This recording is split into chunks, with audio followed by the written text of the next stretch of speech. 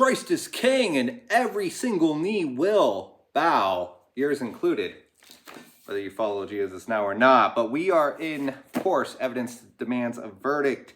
And there are a litany of historical sources outside of the New Testament which confirm our faith. And one of them, important factor, was Josephus.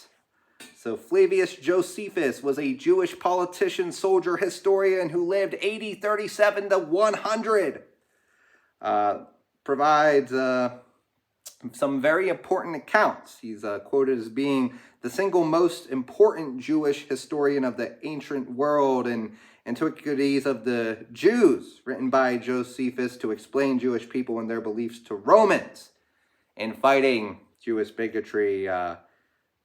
In this Antiquities volumes, he wrote about the death of Jesus's brother, James. And everyone should read the book of James, absolutely. But just quoting from one section of this, and again, this is written by a non-Christian, this is something not in the New Testament, and by a historian. He wrote, Festus was now dead, and Albinus was but upon the road, so he assembled the Sanhedrin of judges and brought before them the brother of Jesus, who was called Christ, whose name was James. He delivered them to be stoned.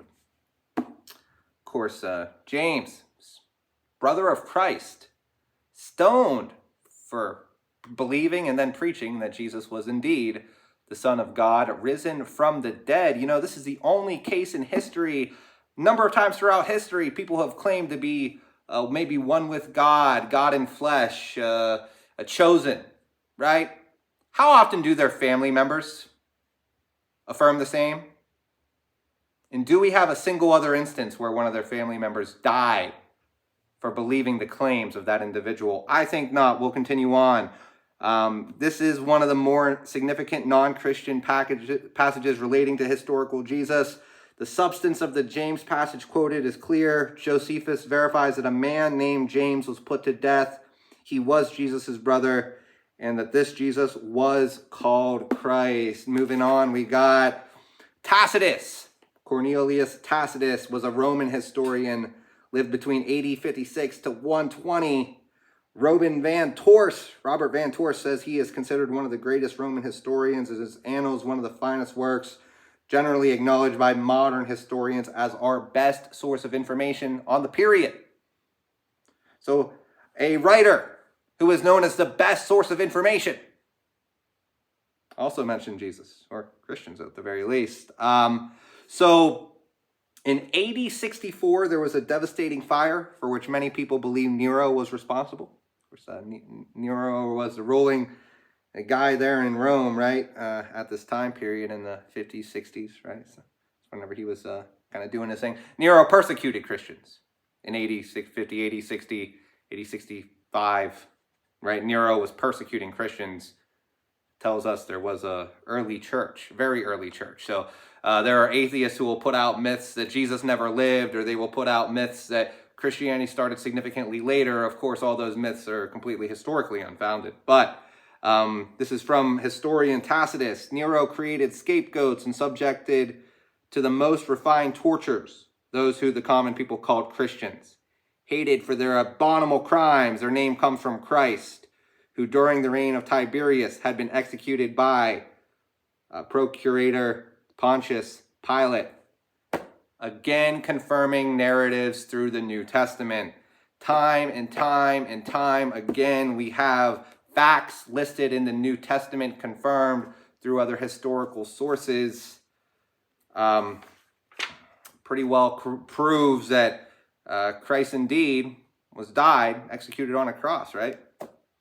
And then we have time and time again where there's a persecution laid out of the early Christian church. People contemporary lived among Jesus, and they were murdered for their testimony that Jesus indeed did die, was resurrected, lived with them for 40 days. Hence, we do have a lot of substantive and historical sources confirming Jesus. There are lesser sources or sources of less significant, Mara bar Serapion around AD 70, a Syrian and perhaps also a Stoic philosopher, wrote a letter from prison encouraging his son to pursue wisdom, writing, "What good did it do the Athenians to kill Socrates, for which deed they were punished with famine and pestilence? What did it avail the Samians to burn Pythagoras, since their country was entirely burned? What did it do, or what did it avail the Jews to kill their wise king, since their kingdom was taken away from them from that time on?" Not a Christian, writing in AD 70, confirming testimony within the New Testament. Thales, AD 55, historian, he wrote a 3-volume account of Eastern Mediterranean from the fall of Troy to approximately AD 50. Much of the work has been lost. A quote remains in History of the World, written by Julius Africanus. Each of the Synoptic Gospels includes an account of a darkness that was visible during Jesus' crucifixion.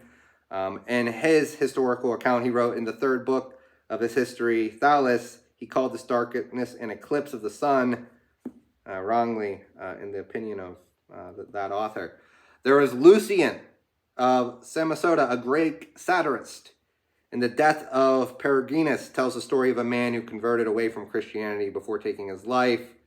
Without mentioning Jesus, he writes, "The one whom they still worship today, the man in Palestine who was crucified, because he brought this new form of initiation into the world." Lucian says Christians consider themselves brothers the moment they stop worshiping the Greek gods and begin worshiping the crucified sophist.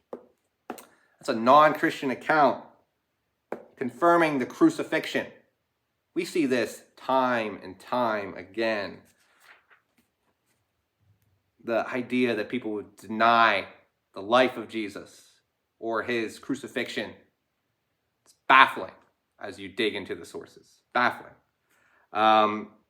Suetonius also wrote, AD 64, punishment was inflicted on the Christians, a class of men given to a new and mischievous superstition. So the question we have to ask about James, and the question we have to ask about other people living at the time of Jesus, who came to believe that he not only died, but then was resurrected and lived among them for 40 days. People who lived alongside Jesus were dying due to their account. Why did those people put themselves through so much trouble? Because indeed our Lord Jesus did die, was resurrected, lived among them for 40 days. He is alive today. Pray to him. Pray every day, praise every day.